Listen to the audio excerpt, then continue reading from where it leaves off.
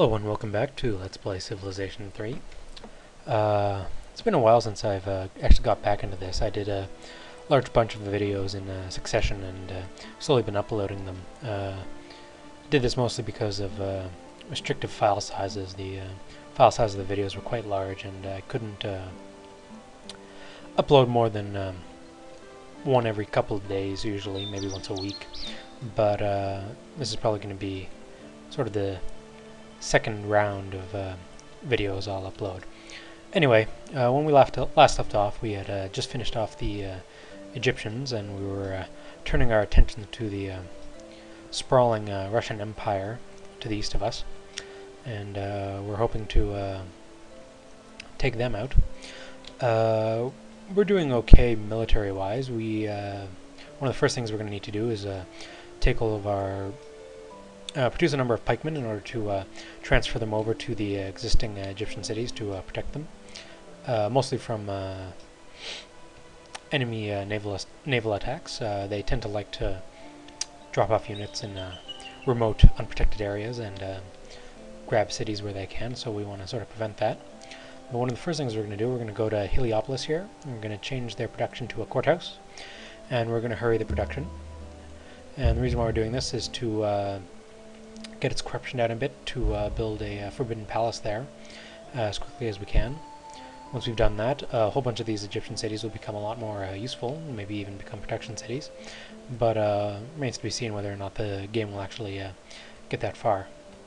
Anyway, seems we have a number of workers to deal with down in the south here, so I think we're gonna start moving them back up to our core cities, because I think we're in need of a few of them are in need of development. So we're going to start moving them back where they're more needed and start developing that area. We've pretty much completed a good road system connecting us to the Russians as much as possible. So we are going to be able to fast track our army into their lands, which is a good thing. Again, we mostly delayed, our ability to invade is delayed mostly by time it takes to arrive in their territory, so that's certainly very helpful. And we completed another tech. We're going to switch over to theology and wait a moment on gunpowder. I don't think we need musketmen just yet. I don't really see the enemy military as being much of a threat. We're going to continue producing pikemen, actually we'll begin producing knights in Persepolis. They're going to be useful in reinforcing our lines more quickly than the slower mortals. We finished the courthouse in Heliopolis since we heard it the turn before, and we'll start working on Forbidden Palace. Looks like it's going to take quite a while though, so it may never get done.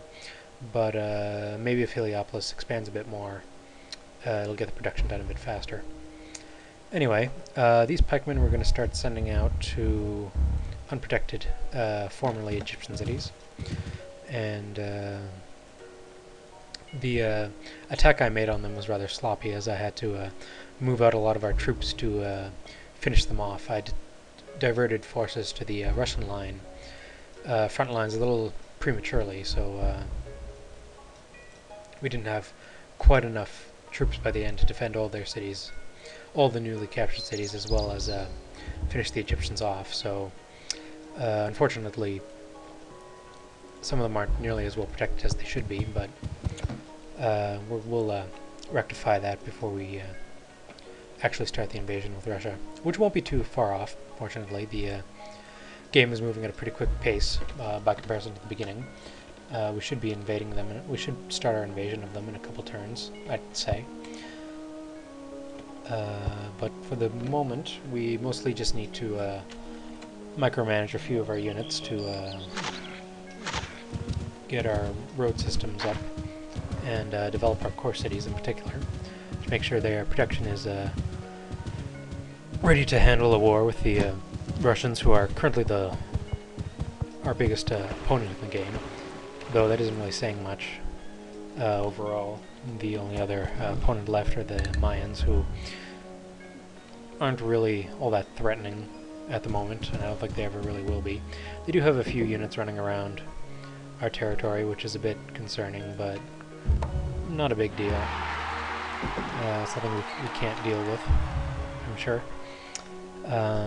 We're also going to want to be upgrading all of our spearmen, and eventually all of our pikemen as well, to higher level units. That is to say, musketmen. That'll be done once once we've completed Leonardo's Workshop, which is a tech which reduces the cost of upgrading any unit by 1/2. Completing Sun Tzu's Art of War also helps, but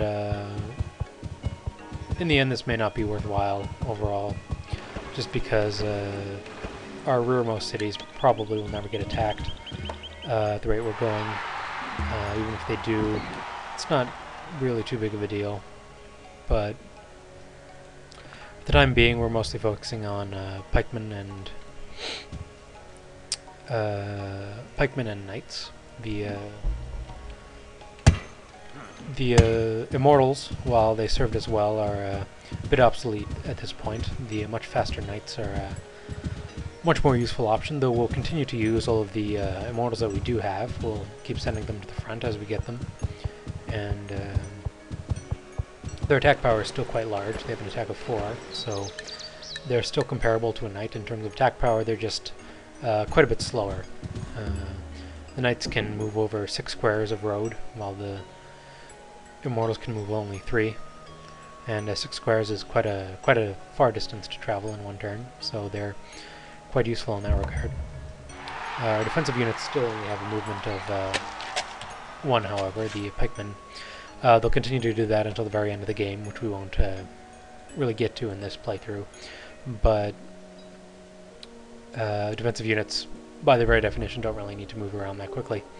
And by the late game, by the later parts of the game, you have railroads, which allow instantaneous movement across any completed railroad. So movement sort of becomes trivial by the end of the game. It's really nothing you ever need to be concerned about, so that's not really all that beneficial. But it's still pretty handy overall. Anyway, looks like we finished about all the pikemen we needed to finish in the last couple turns, so they're all arriving in the Egyptian cities now. So we can transfer most of our production to knights, which we've already done.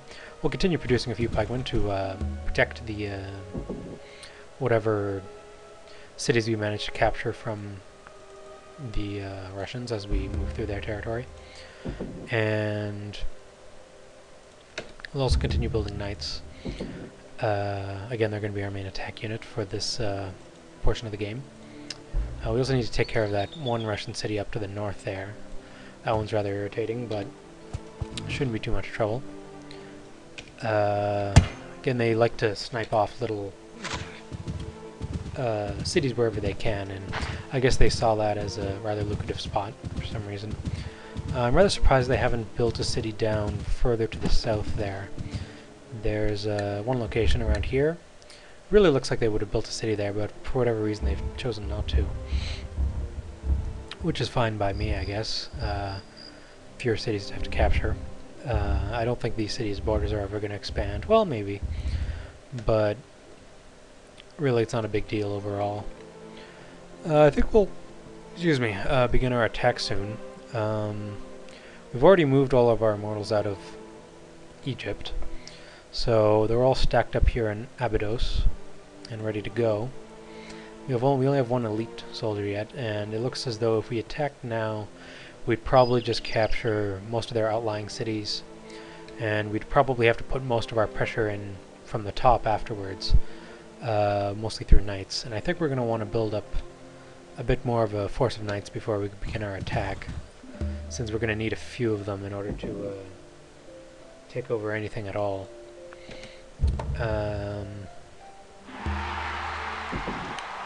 Let's see here.